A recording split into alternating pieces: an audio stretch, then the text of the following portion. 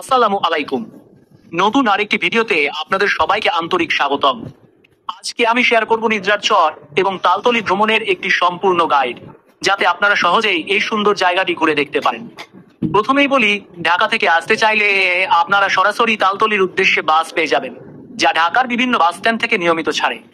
আর যদি বরিশাল থেকে যেতে চান, তাহলে প্রথমে রূপাতলি বাস স্ট্যান্ডে আসবেন। সেখান থেকে 165 টাকা ভাড়ায় আমতলির বাসের টিকিট কাটবেন। রাস্তায় কোনো সমস্যা না হলে আনুমানিক 2 থেকে আড়াই ঘন্টায় আমতলি পৌঁছে যাবেন। আমতলি থেকে তালতলিতে যেতে মাহিন্দ্রা গাড়ি সহজেই পেয়ে যাবেন, যেখানে জন প্রতি ভাড়া 80 টাকা।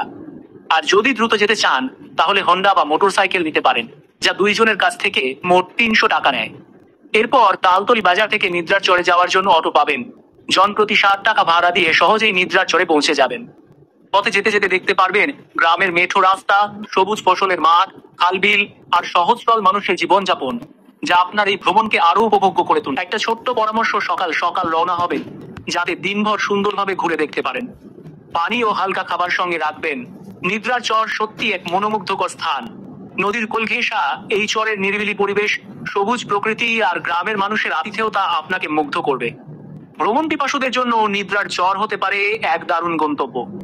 নিদ্রার চর থেকে শুভ সন্ধ্যা সমুদ্র সৈকতে যেতে হলে আপনাকে জন প্রতি 20 টাকা খরচ করতে হবে, যেখানে আপনারা সমুদ্রের অপার্থিব সৌন্দর্য উপভোগ করতে পারবেন।